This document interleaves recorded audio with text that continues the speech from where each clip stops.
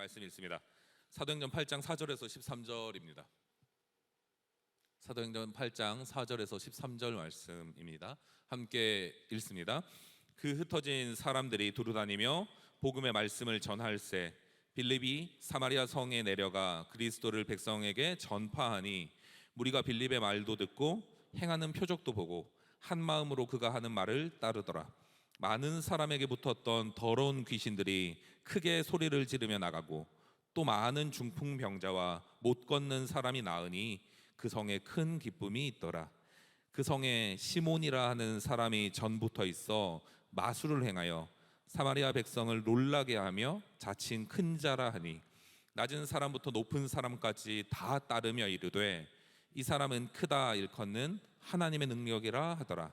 오랫동안 그 마술에 놀랐으므로 그들이 따르더니 빌립이 하나님의 나라와 및 예수 그리스도의 이름에 관하여 전도함을 그들이 믿고 남녀가 다 세례를 받으니 시몬도 믿고 세례를 받은 후에 전심으로 빌립을 따라다니며 그 나타나는 표적과 큰 능력을 보고 놀라니라. 아멘. 할렐루야. 오늘 예배 자리를 통해 은혜가 기억되는 시간이 되시기를 축복합니다. 2000년부터 2014년까지 일본에서 나온 드라마 중에 트릭이라는 드라마가 있습니다. 아마 잘 모르실 수도 있어요. 일본에서 엄청나게 히트했던 드라마인데 제가 사실은 일본 드라마나 미드를 잘 보지는 않습니다. 그런데 TV를 보다가 제가 우연히 TV에서 이 트릭이라는 드라마의 일부가 이제 방영되는 것을 보고 너무 재밌겠는데 해서 정주행한 적이 있습니다. 대충의 내용은 이런 거예요. 마술사를 직업으로 하는 여자 주인공과 물리학자인 남자 주인공이 영능력자 행세하는 사기꾼들을 응징하는 드라마. 그래서 영능력이 아니라 이거 가짜였다 이렇게 밝혀내는 드라마입니다. 그런데 이 드라마에서 제가 굉장히 인상 깊었던 것이 이거였어요. 사람의 눈은 속일 수 있다. 사람의 눈은 속일 수 있다. 생각보다 사람은 쉽게 속는다. 그리고 사람은 믿고 싶은 대로 결국에는 믿는다 였습니다. 사람의 눈은 생각보다 믿을 만한 것이 아닙니다. 왜 그렇습니까? 눈이 본 대로 믿는 것 같지만, 처음에는 눈이 본 대로 믿는 것 같지만 사람은 자신이 무엇을 보았든지 생각한 대로 해석하기 때문입니다. 처음에는 다양한 감각을 통해서 무언가의 정보를 받아들이는 것 같지만 나중에는 그 감각을 넘어서서 자신의 세계관과 가치관이 감각을 부인하고 합리화할 정도로 강력하게 그 사람을 중심하고 있는 세계관이 해석하게 하는 것입니다. 어쨌든 저 드라마에서 영능력자는 없었어요. 그런데 이런 류의 마술은 늘 인류와 함께, 인류의 문화와 함께 있었습니다. 예를 들어서 이런 마술 이런 거에서 유명한 나라가 있습니다. 이집트예요. 이집트. 온갖 사술의 발상지였고 그것을 신봉하는 나라였습니다. 그런데 이 마술이 생각보다 기원이 깊다는 것은 출애굽기를 보면 나옵니다. 출애굽기 모세를 통해서 하나님께서 10가지 재앙을 이제 일으키시는 기적의 현장들이 있잖아요. 그 첫 번째 이전에 게 뭡니까? 지팡이가 뱀으로 변하는 사건. 지팡이가 뱀으로 변하는 것. 그래서 출애굽기 10장 10절에서 12절에 보면 모세와 아론이 지팡이를 던지니 뱀이 됐다라고 이야기하는데 11절에 어떻게 이야기하냐면 바로도 현인들과 마술사를 부르매 그 애굽 요술사들도 그들의 요술로 그와 같이 행했다라고 말합니다. 모세가 지팡이를 던져서 아론이 지팡이를 던져서 뱀이 변한 그것을 똑같이 따라했다라고 이야기합니다. 그 외에도 여러 개가 더 있어요. 나일강이 피로 변했을 때 똑같이 합니다. 개구리 재앙도 마찬가지였어요. 출애굽기 8장 7절에 보니까 이렇게 말합니다. 요술사들도 자기의 요술대로 그와 같이 행하여 개구리가 애굽 땅에 올라오게 했다. 똑같이 했다라고 말합니다. 그런데 그 다음 기적인 티끌이 이가 되는 이 기적부터는 조금씩 차이가 일어나기 시작해요. 출애굽기 8장 18절 한번 같이 읽어볼까요? 시작. 요술사들도 자기 요술로 그와 같이 행하여 이를 생기게 하려 하였으나 못하였고 이가 사람과 가축에 생긴지라. 시도를 했는데 안 되는 거예요. 엄두조차 낼 수 없는 것입니다. 근데 이 10가지 재앙 중에 악성 종기가 일어나는 재앙이 있어요. 9장 11절에 이렇게 말합니다. 같이 읽어볼까요? 시작.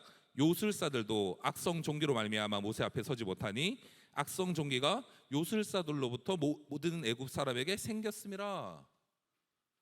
그러니까 모세가 가지고 있었던, 그리고 하나님의 능력이 기적으로 행했었던 그 현장에 어느 정도 흉내내는 것들이 가능했었던 그 사실, 저는 이 출애굽기에 요술사들을 보면서, 성경이 요술사라고 이야기하니까 이 요술사들을 보면서 그들이 사탄에 의해 조종된 무언가의 기적을 행했다기보다 이집트 자체에서 가지고 있었던 경험적 사수를 가지고 요술로 바꿨다라고 생각합니다. 쉽게 표현하면 날강이 피가 되는 것도, 그리고 개구리가 올라오는 것도 그런 맥락인 거예요. 사탄의 계략으로, 뭔가 사탄의 능력으로 이렇게 올라오는 것이 아니라, 개구리가 어떻게 하면 올라왔지? 날강의 색깔이 어떻게 하면 변했지? 경험적 맥락 안에서 알고 있었던 그것이 표현되는 것입니다. 그러니까 문제가 생기는 거예요. 왜냐하면 티끌이 이가 되는 이때부터는 경험을 넘어서는 어나더 레벨인 거죠. 안 되는 거예요. 따라할 수 없는 것입니다. 예를 들어서 고대 시대에 요술사들 사이에서 나오는 비전 같은 게 있습니다.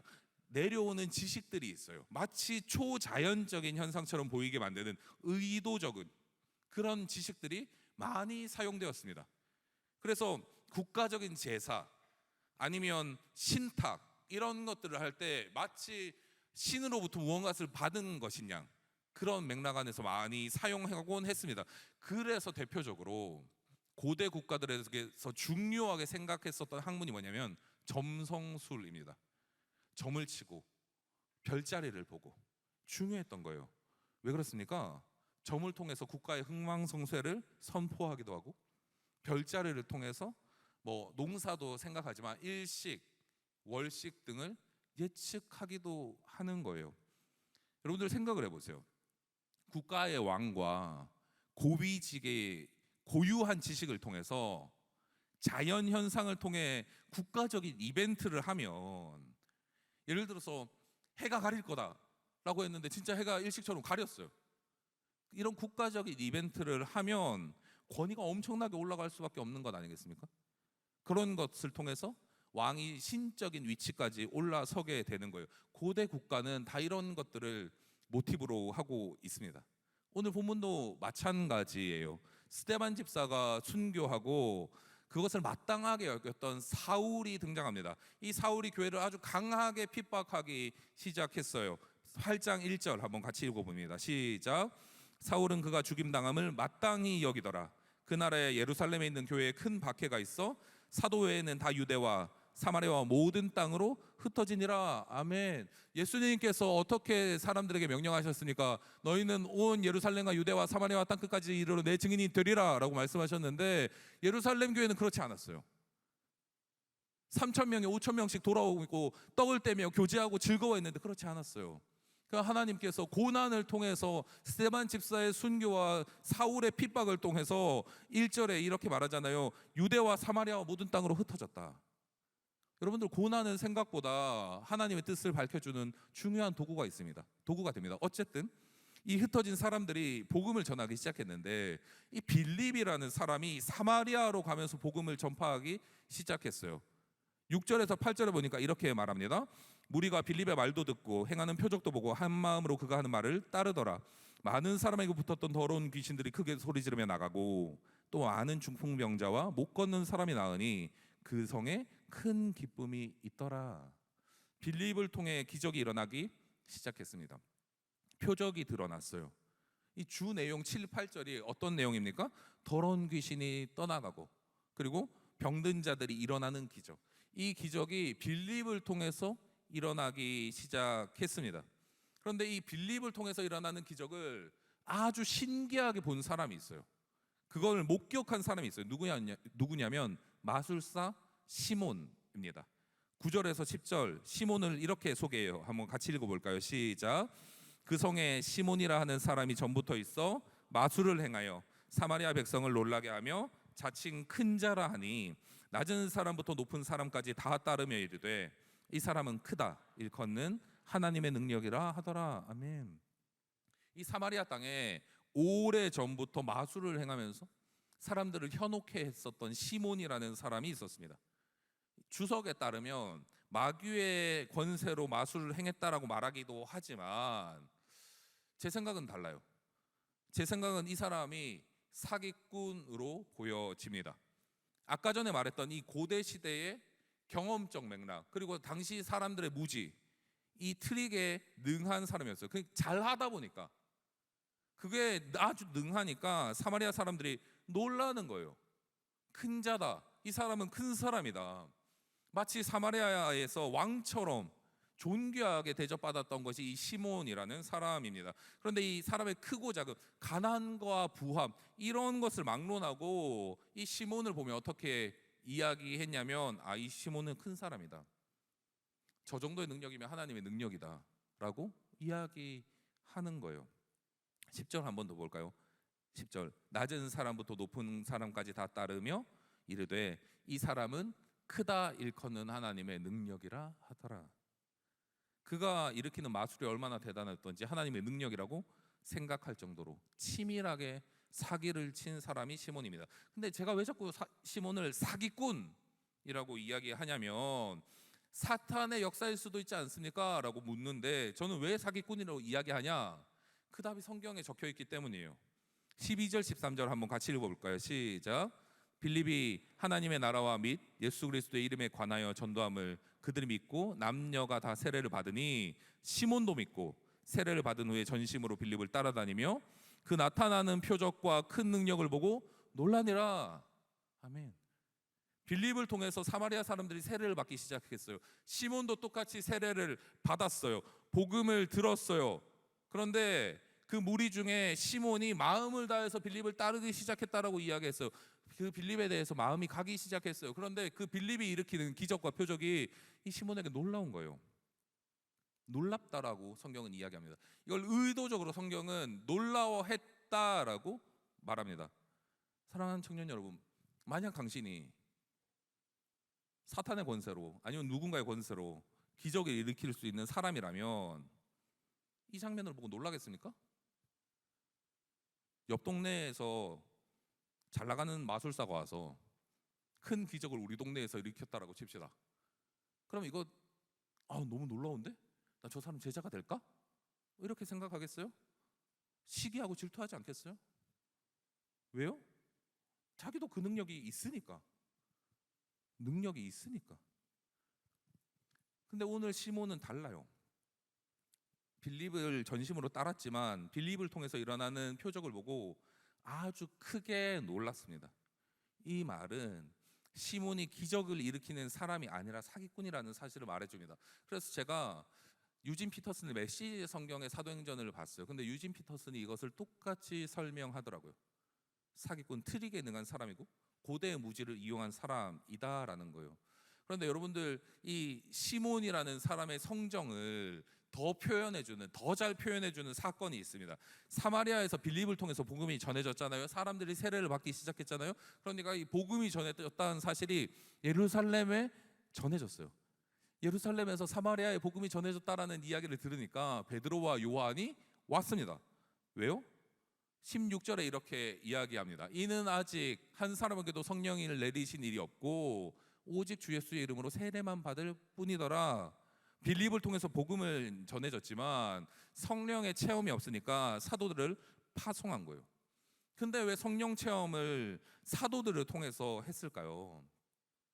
여기에서 중요합니다.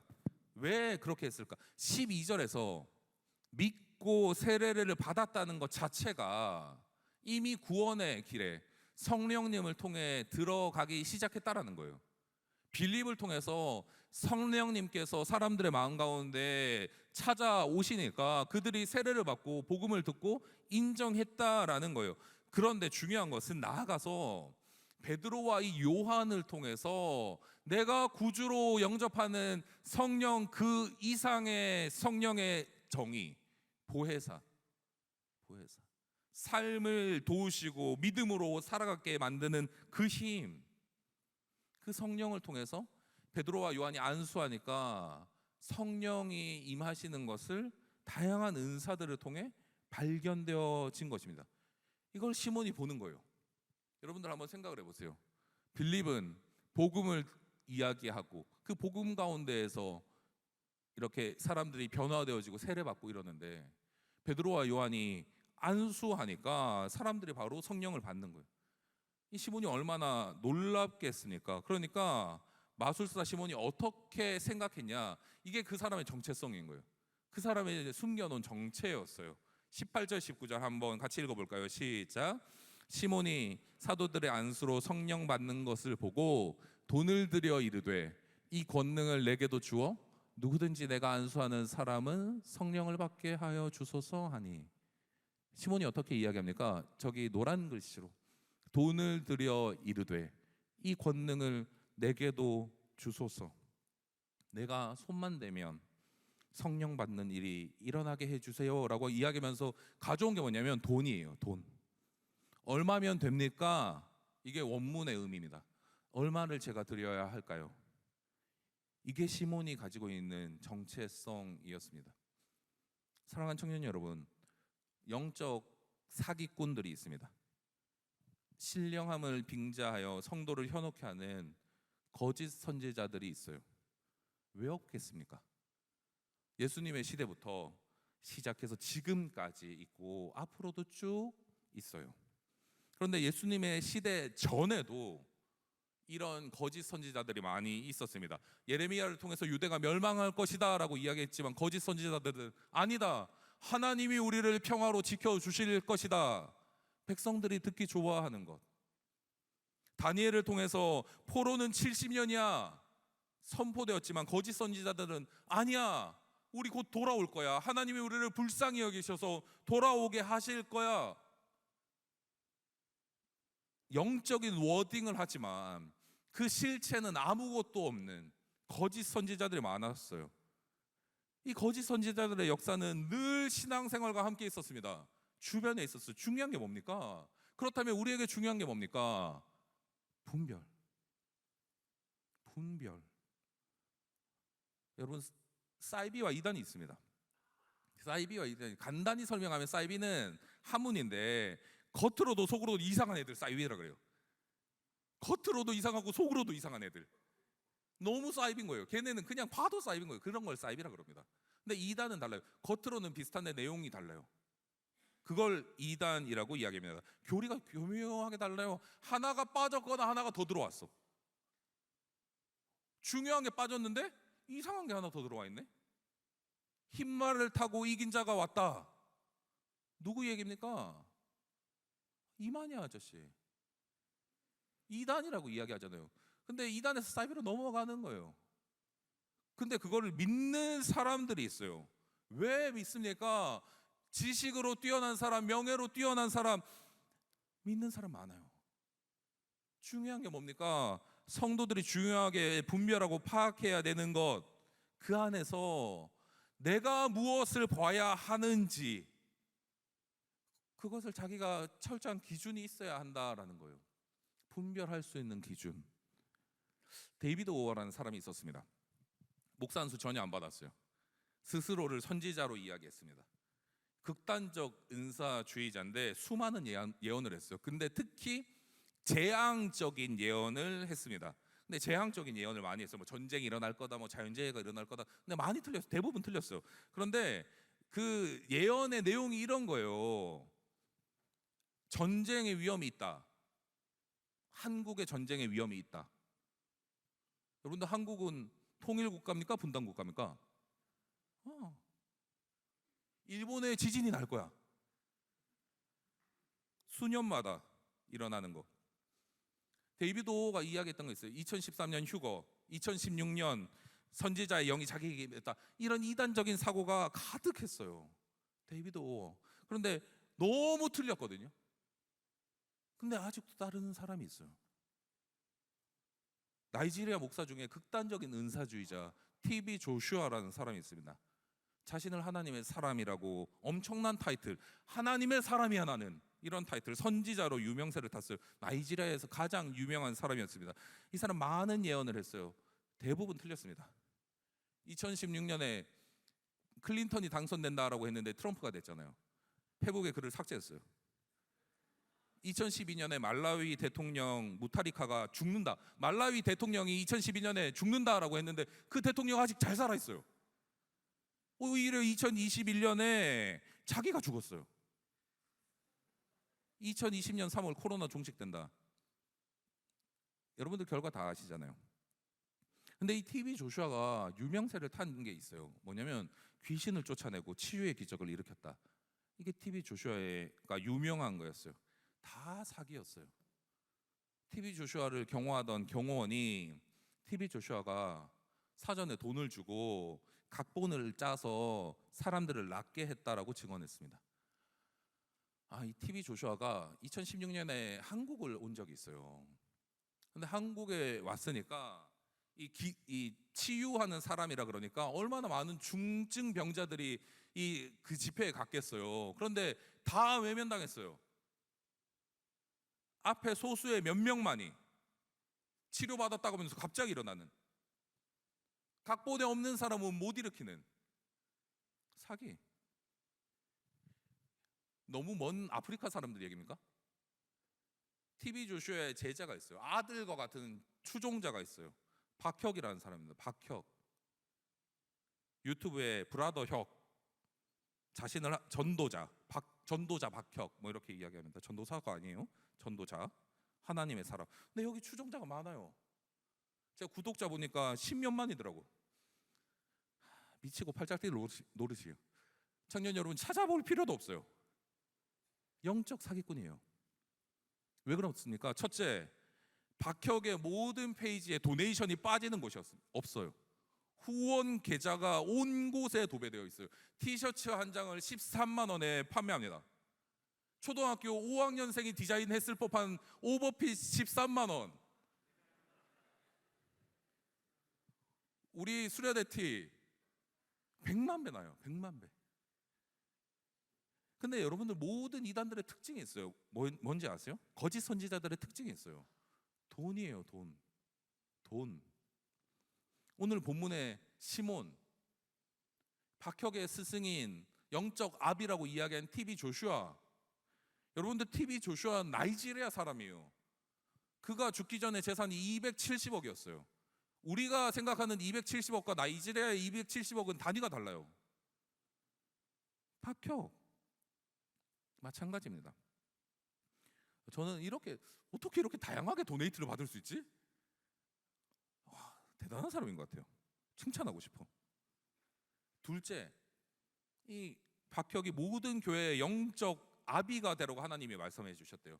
너는 모든 교회의 영적 아비가 될지어다. 근데 모든 교회의 머리가 예수님이잖아요. 누가 더 높습니까? 누가 더 높습니까? 셋째, 축기 사역을 자주 해요. 그 귀신을 쫓아내는 사역을 자주 해요. 그 유튜브 영상에 보면 자주 있습니다. 그런데 쇼인 게 티가 잘 나요. 이 합이 맞아야 되는데 합이 안 맞는 경우들이 있어요. 근데 이 사람이 영상을 계속 남기거든요. 이게 티가 나는 거예요. 한 사람이 축기 사역을 하고 완전히 넘어져서 엎드려져 있었습니다. 그런데 그 사람이 이 영상에 보면 자꾸 이렇게 봐요. 쟤네들 어떻게 쓰러지지? 하다가 그냥 누워 자야지 하고. 넷째, 축기 사역을 예수 이름으로 하잖아요. 그런데 이렇게 여겨요. 내가 귀신들에게 명한다. 나와, 너 나와. 이 설명이 더 필요합니까? 이 축기 사역 하는데 근데 통역자가 필요해요.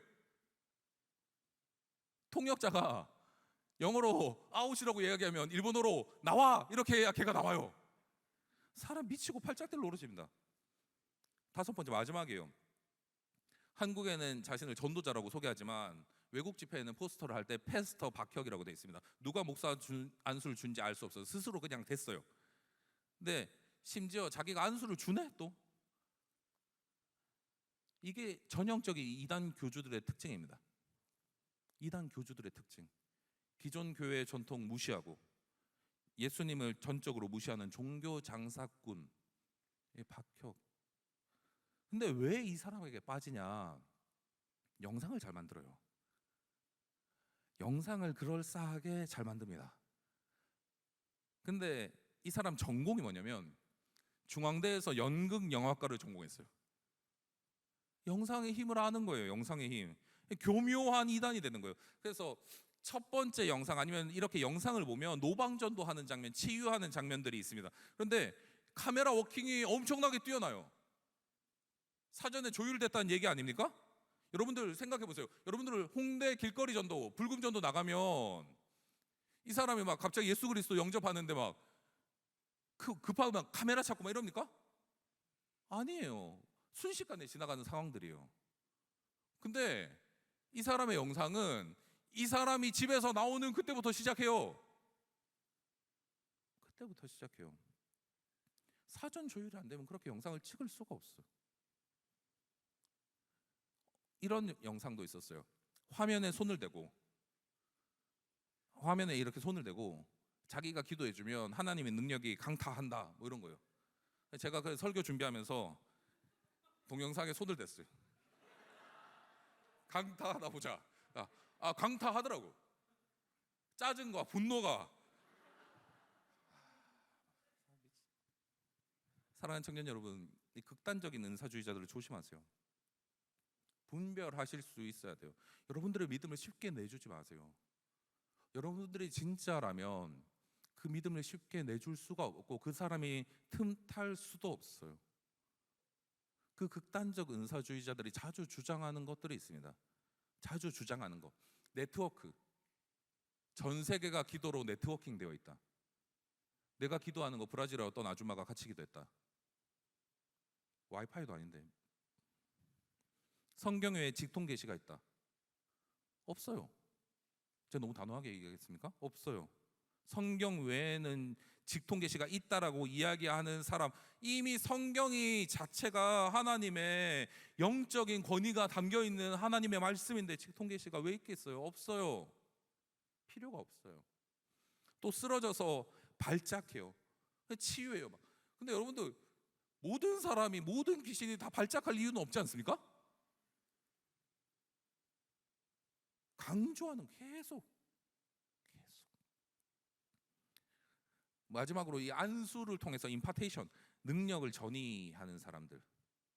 불, 야 너 불, 뭐 이러면 성령의 불이 막 그런 거죠. 성령의 불이 떨어지고 있어요. 여러분들 하늘을 향해서 손을 드세요. 불, 이러면 제가 갑자기 막 불.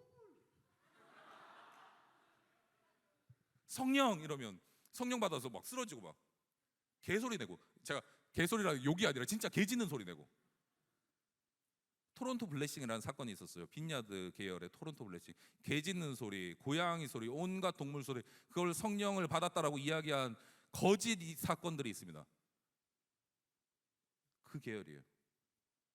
그 계열이에요. 여러분들 제가 왜 이 거짓 사건이라고 이야기할까요? 모든 교단에서 이단이라고 정의했습니다. 여러분들 교단에서 이단이라고 정의하는 건 생각보다 강력한 일이에요. 그냥 마음에 안 들었어, 너 이단, 이런 게 아니에요. 근데 여러분들 한번 생각해 보세요. 불, 장풍, 막 그런 거죠. 제가 얼마 전에 그 영상을 봤는데, 이게 제가 기독교 영상을 자주 보다 보니까 그런 아저씨들이 한 번씩 등장해요. 이렇게 뭐 쇼츠나 이렇게 등장해요. 그러면 이제 제가 오늘 손수건을 안 갖고 왔는데, 예를 들어서 이렇게 아줌마가 서 있어요. 그럼 그 아저씨가 손수건을 야 이렇게 하면 그 손수건 맞고 아줌마가 우악 하고 뒤로 넘어져요. 장풍 하면 이렇게 뒤로 따다다다다.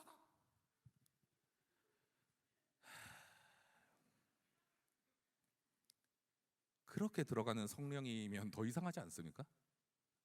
그렇게 성령님이 들어가면 더 이상한 거 아니에요? 자신이 성령보다 상위 존재라는 이야기인데. 근데 왜 사람들이 못 빠져나옵니까? 이거 맞아. 이거 맞아. 자기 안에 너무 강한 결론이 정의되어 사로잡혀 있는 거예요. 근데 고린도후서 11장 14절 어떻게 이야기합니까? 같이 읽어볼까요? 시작. 이것은 이상한 일이 아니니라 사탄도 자기를 광명의 천사로 가장한다.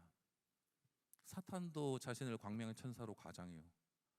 사랑하는 청년 여러분, 이런 데 빠지는 사람들이 많이 있습니다. 너무 안타까운 일이에요. 이것 때문에 교회가 분열되기도 해요. 비극적인 일입니다.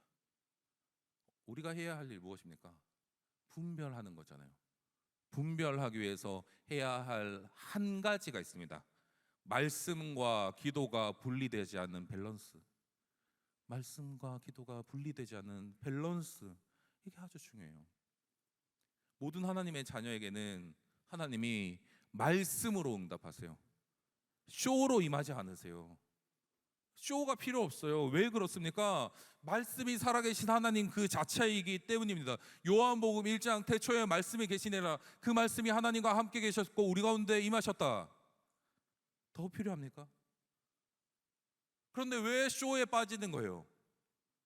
그게 당장 대단해 보이니까요.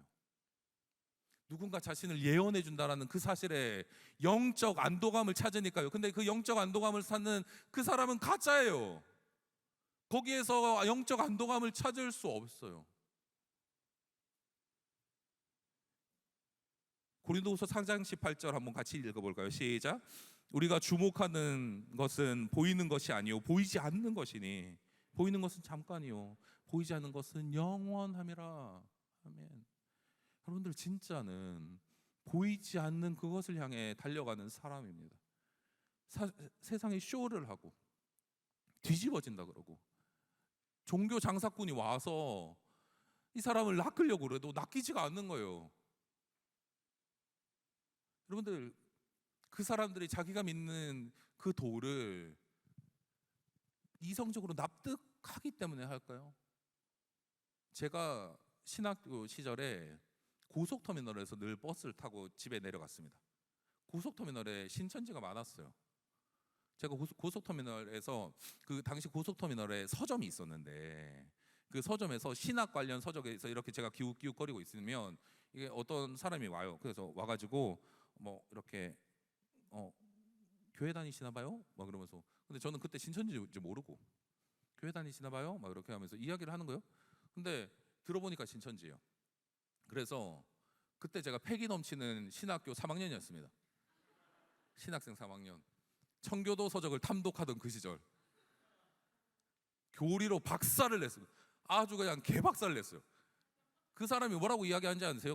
가면서 당신은 그렇게 생각하세요. 당신은 그렇게 생각하시고 갔어요. 여러분들 그게 무서운 거예요. 그게 진짜가 되시기를 축복합니다.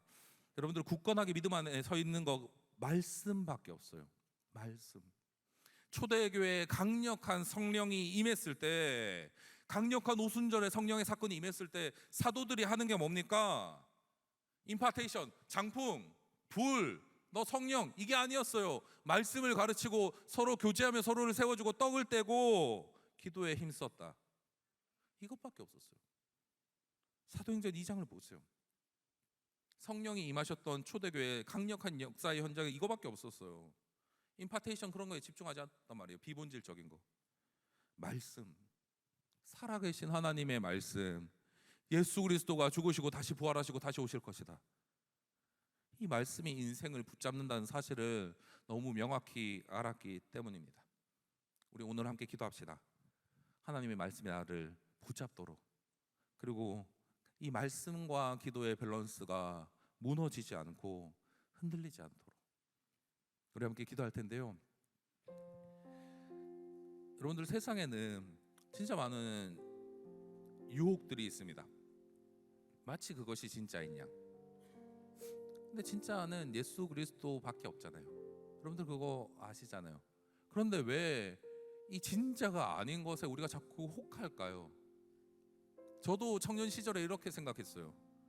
하나님, 내가 하나님 너무 잘 믿고 싶은데 나한테 기드온처럼 그런 역사의 그 다이나믹한 그 증거가 있었으면 좋겠다. 주변 다 말라 있는데 양털이 젖어 있는 그런 것처럼 나한테 하나님 그런 다이나믹한 그걸 주세요라고 밤마다 기도했습니다. 하나님, 나에게 그 증거 하나만 있으면 되겠습니다. 그 증거 하나 있으면 나 쫓아갈 수 있을 것 같아요. 근데 하나님이 지금 밤마다 기도하는데 하나님이 말씀으로 저한테 이렇게 이야기하셨어요. 내 은혜가 너한테 족하다. 이미 내가 너한테 준 은혜가 족한데 부족함이 없는데 뭘 더 찾고 있니?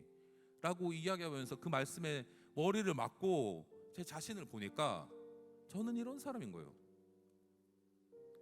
강력한 무언가의 다이나믹한 그 증거를 보고 또 시험에 빠지면 더 강력한 무언가를 원하고, 시험에 빠지면 더 강력한 무언가를 원하고, 하나님 그걸 원하지 않으세요. 강력한 무언가의 그게 아니라 지금 동행하는 하나님의 말씀, 그것을 먹으라 라고 말합니다. 우리 함께 찬양합시다. 우리 함께 찬양하며 하나님의 말씀이 우리 가운데 진짜로 역사하는 그 말씀 되도록 함께 기도하며 나아갑니다. 주님, 제 마음이 너무 둔해서, 주님 제 마음이 너무 둔해서 주님을 볼 수 없습니다. 이 땅에 속하여, 이 땅에 속하여 이 땅만 보다가 주님 손을 놓쳤습니다. 나는 나그네로 왔는데, 나는 나그네로 왔는데 왜 주저앉게 되었나? 나는 정직인데 언제부터 내 삶의 주인이 되어버렸나? 믿음이 없이는 기쁘시게 못한 고된 수고도 다 헛될 뿐이라, 다 헛될 뿐이라. 믿음이 없어서 무너진 삶의 모든 자리에 다시 주님을 기다립니다. 우리 다시 한번 찬양할까요? 주님, 제 마음이 너무 둔해서, 주님 제 마음이 너무 둔해 주님을 볼 수 없습니다. 이 땅에 속하여 이 땅만 보다가, 이 땅에 속하여 이 땅만 보다가 주님 손을 놓쳤습니다. 나는 나그네로 왔는데, 왜 주저앉게 되었나? 나는 정직인데 언제부터 내 삶의 주인이 되어버렸나? 믿음이 없이는 기쁘시게 못한 고된 수고도 다 헛될 뿐이라. 믿음이 없어서 무너진 삶의 모든 자리에 다시 주님을 기다리.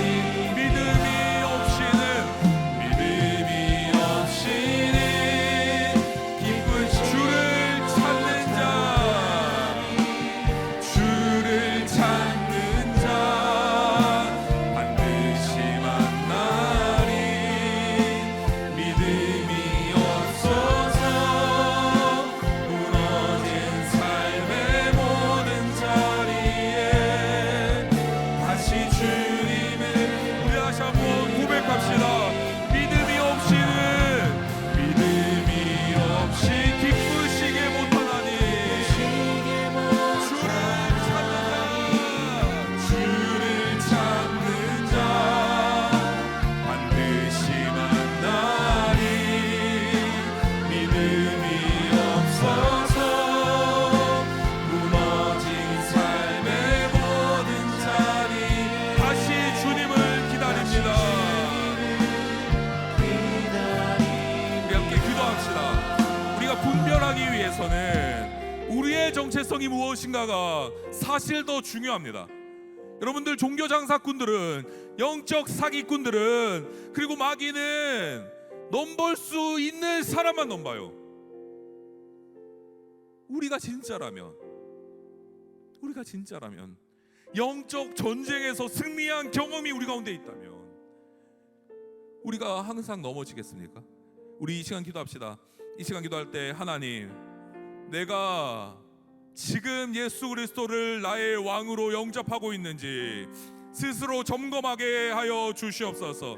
예전에 영접한 예수 그리스도가 아니라 지금 현재 유효한 왕으로 나의 자리에 계시는지, 나의 생활과 나의 삶의 전반에서 여전히 그분은 나의 왕이신지 점검하고 다시 주권을 찾아드리는 그 역사가 나에게 있게 하여 주시옵소서. 주님 찾고 기도합니다.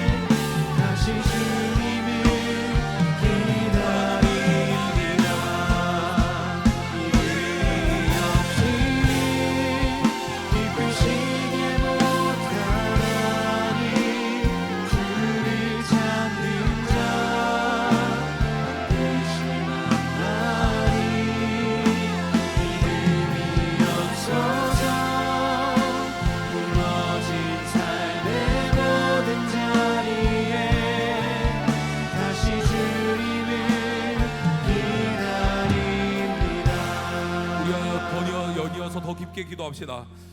여러분들, 종교 사기꾼에게 속지 마라. 분별만을 이야기한 게 아니에요. 우리 스스로가 종교 사기꾼이 될 수 있습니다. 영적 사기꾼이 될 수 있어요. 사기의 대상이 누구냐? 나에게. 나는 그럴 듯 괜찮아 보이고, 나는 봉사해서 무언가 괜찮아 보이고, 나는 교회 열심히 다니니까 무언가 괜찮아 보이고, 그런데 우리 영혼은, 깊은 영혼은 알아요. 스스로한테 사기치고 있구나. 우리가 영적 이 간그 안에서 늘 헤매는 것이 이런 것 아닙니까? 나는 진짜가 아닌 것 같은데 자꾸 진짜라고 나를 이야기해야 될 것만 같은 그 마음, 또 나는 진짜가 아닌데 예수님 믿을 수 있을까? 이 고민되는 그 마음. 근데 예수 그리스도께서는 이렇게 말씀하세요. 내가 곧 길이요 진리요 생명이니 나로 말미암지 않고는 아버지께로 올 자가 없느니라. 천하 다른 이름을 주신 적이 없는 그 예수님이 나를 위해 죽으셨다라는 이 사실 앞에 우리가 설 때에 우리가 진짜가 될 수 있는 것입니다.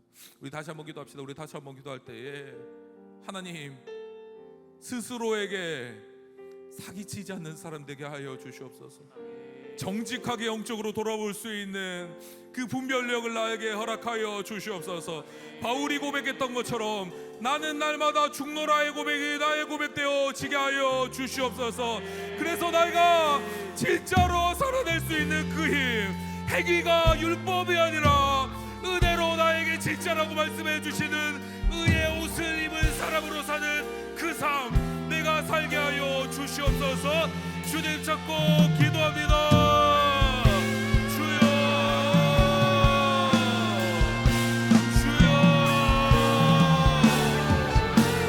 주여.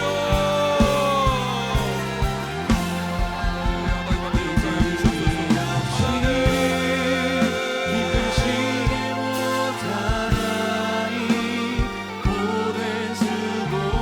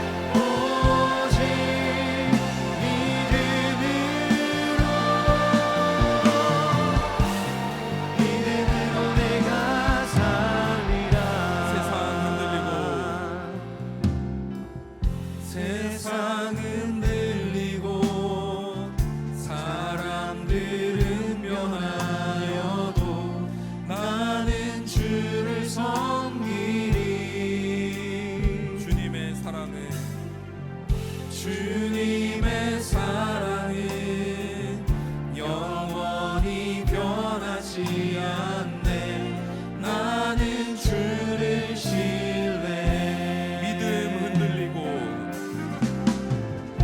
믿음 흔들리고 사람들 주를 떠나도 나는 주를 섬기리.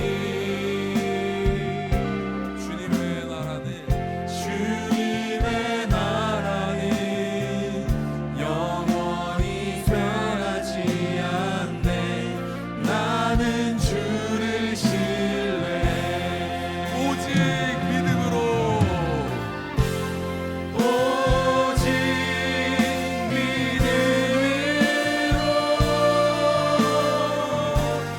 믿음으로 내가 살리라. 오직 믿음으로 오직 믿음으로 내가 살리라. 내가 살리라. 오직 믿음으로 오직 믿음으로 내가 살리라. 믿음으로 내가 살리라. 오직 믿음으로 오직 믿음으로 내가 살리라. 믿음으로 내가 살리라. 세상 흔들리고 사람들 변하여도 세상 흔들리고 사람들은 변하여도 나는 주를 섬기리. 주님의 사랑은 영원히 변하지 않네. 주님의 사랑은 영원히 변하지 않네. 나는 주를 신뢰. 믿음 흔들리고 믿음 사람들 주를 흔들리고 떠나도 사람들 주를 떠나도 나는 주를 섬기리. 주님의 나라는 주님의 나라는 영원히 변하지 않네. 나는 주를 신뢰.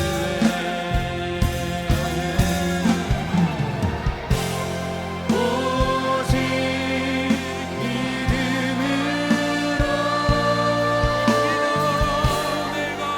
믿음으로 내가 살리라. 오직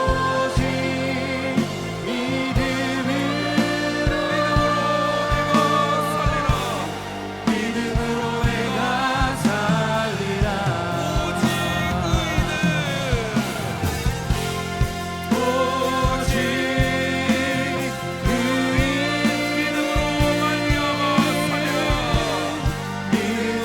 내가 살리라.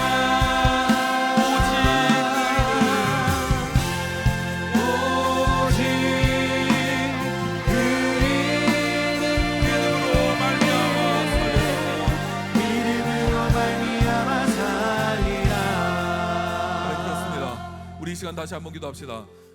적극적인 그리스도인이 되기를 우리 함께 기도합시다. 너무 수동적으로 바뀌어가는 지금의 시대를 봅니다. 예배 와서 은혜 받으면 좋고 아니면 그만이고, 나는 기도하는데 굉장히 질 높은 기도를 하고 있어 자신을 합리화하는. 그런데 여러분도 말씀은 그렇게 이야기하지 않아요. 천국은 침노하는 자의 것이라고 말씀합니다. 여러분들 침노하는 자가 됩시다. 말씀과 기도에 양을 늘려가기를 간절히 기도합시다. 하나님, 내가 말씀을 읽을 때마다 이해할 수 없어서 자꾸 멈춰서게 되고 말씀이 아니라 다른 것을 좋아하는데, 하나님 말씀이 나를 사로잡는 삶이 되게 하여 주시옵소서. 하나님, 내가 기도할 때 어떤 것을 기도해야 할지 몰라. 나의 신앙의 연수가 얼마 되지 않아. 때로는 내가 기도가 너무 익숙해서 기도의 자리에서 벗어나려고 하는 나의 무릎을 다시 한번 기도의 자리에 박아주셔서 하나님 응답이 있을 때까지 기도의 자리에서 일어서지 않도록 하나님 나에게 그 기도의 무릎을 강하게 하여 주시옵소서. 이 믿음과 하나님 말씀과 기도의 밸런스가 나에게 풍부히 임해서 침노하는 자가 되게 하여 주시옵소서. 이와 같은 기도의 제목으로 주님 찾고 간절히 기도합니다. 주님 찾습니다. 주여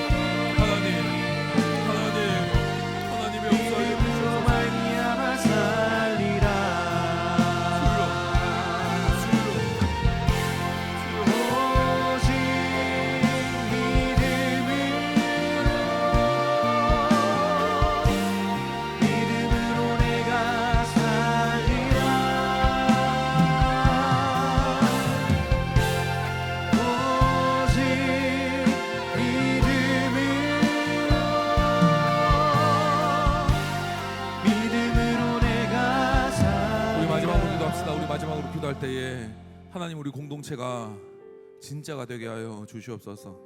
우리 팀이 진짜 되게 하여 주시옵소서. 가십거리로 희희낙낙거리는 공동체가 아니라 두세 사람이 내 이름으로 모인 곳에 함께 하시겠다는 약속을 따라 사는 공동체 되게 하여 주시옵소서. 행축을 통해서 수많은 영혼들이 우리 교회에 방문할 거예요. 이석훈 때문에 방문하는 게 아니에요. 여러분들이 뿌리는 복음의 씨앗이 자라게 되고 복음을 듣게 되고 우리의 공동체 안으로 수많은 영혼들이 들어올 거예요. 근데 여러분들 그거 아시죠? 바깥에서 온 사람은 이 공동체가 진짜인지 가짜인지 단번에 알아차립니다. 모르는 건 아는 사람밖에 몰라요. 여러분들 우리 다시 한번 간절히 기도합시다. 오순절 성령 강림 사건이 일어나고 나서 사도들이 힘썼던 게 뭡니까? 다 성령 받으세요 이게 아니었어요. 말씀을 가르치며 서로 교제하고 세워주고 기도하기에 힘쓰니라. 우리 공동체가 그 공동체 되게 하여 주시옵소서. 진짜가 되어서 하나님 들어오기만 해도 여기 내가 찾던 공동체 그룹이 있구나, 여기에서 내가 영적인 안식을 누릴 수 있겠구나, 여기에서 내 오랜 방황의 시간이 끝나겠구나, 소망을 발견하는 공동체가 되게 하여 주시옵소서. 주님 찾고 기도합니다. 주여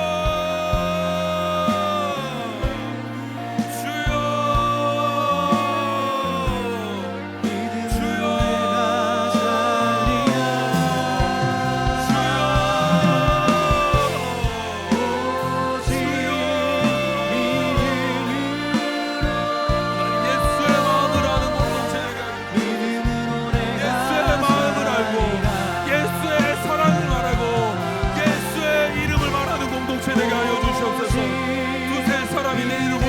함께 하시겠다는 약속, 하나님 모이기를 패하는 자의 어떤 습관 같이 하지 말고 그날이 가까울수록 더욱 모이기를 힘쓰라고 말씀하시는 그 말씀에 따라 하나님 아버지 우리가 공동체를 지켜가게 하여 주시옵소서. 하나님 가신 것을 세상의 가치가 하나님 문제가 해결되지 않는 그 많은 것들이 우리 공동체를 휩싸고 있는 것이 아니라 예수의 이름, 예수의 풍성한 영광의 가치가 하나님 우리 공동체를 감싸고 있다는 사실을 우리가 기억할 수 있도록 주님 인도하여 주시옵소서.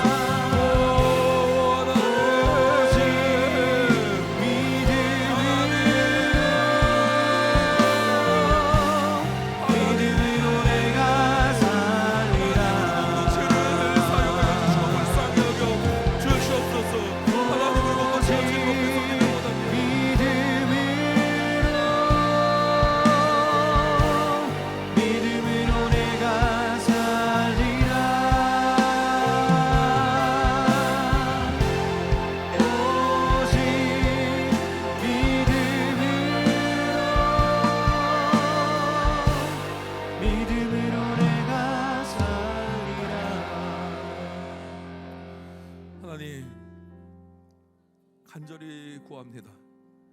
진짜가 되기를 원합니다.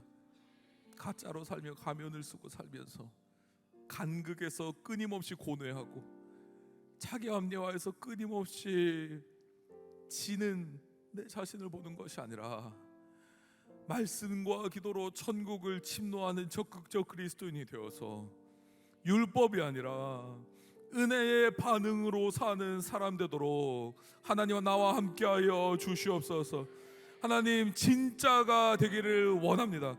그런데 하나님 이 진짜가 마치 순금이 나오는 이 재련의 방식과 같이 하나님 나를 연단하시는 이 과정 속에 때로는 내가 영적 전쟁에서 패하기도 하고 때로는 내가 넘어지기도 하지만 아주 엎드러지지 아니하고 다시 일어설 수 있는 힘을 주시는 성령님 바라볼 수 있도록 주님 인도하여 주시옵소서. 하나님 헛된 쇼에 우리의 마음 두지 않게 하여 주시옵소서. 살아계신 하나님의 말씀이 우리 가운데 있고 우리의 가장 작은 신음소리를 기도로 들으시는 하나님이 나와 함께 계시는데 쇼에 마음 두는 것이 아니라 예수의 마음 둘 수 있도록 주님 인도하여 주시옵소서. 하나님 우리 공동체가 진짜가 되기를 원합니다. 하나님 인생의 방황을 하고 있는 자들에게 여기가 쉼터가 되게 하여 주시고 인생의 수많은 난관 앞에서 어찌할 바를 몰라 갈 길을 잃은 사람들에게 여기에 해답이 있다고 말할 수 있는 공동체 되어질 수 있도록 주님 인도해 주시되 하나님 우리 공동체가 예수의 이름으로 시작하여 예수의 이름으로 마칠 수 있도록 주님 인도하여 주시옵소서. 하나님 우리가 우리 공동체를 철저히 점검하기를 원합니다. 날마다 기도한다고 해서 말씀을 나눈다고 해서 이게 완벽한 공동체겠습니까? 성령님 성령의 빛으로 조명하여 주사 하나님 우리 공동체 안에 있는 어려움들은 성령의 불로 소멸하여 주시고 막힌 담을 허무시고 모든 것을 감싸시는 예수 그리스도 앞에서 정말 진짜 공동체 되어져서 행축으로 인도되어진 많은 사람들이 여기가 진짜 그리스도인이 모였구나 보고 고백할 수 있는 준비된 공동체 되도록 주님 인도하여 주시옵소서. 이제는 우리 주 예수 그리스도의 은혜와 하나님의 사랑과 성령님의 교통하심이 진짜로 살기로 작정하는 모든 개인과 공동체 위에 이제로부터 영원토록 함께 있을지어다. 아멘.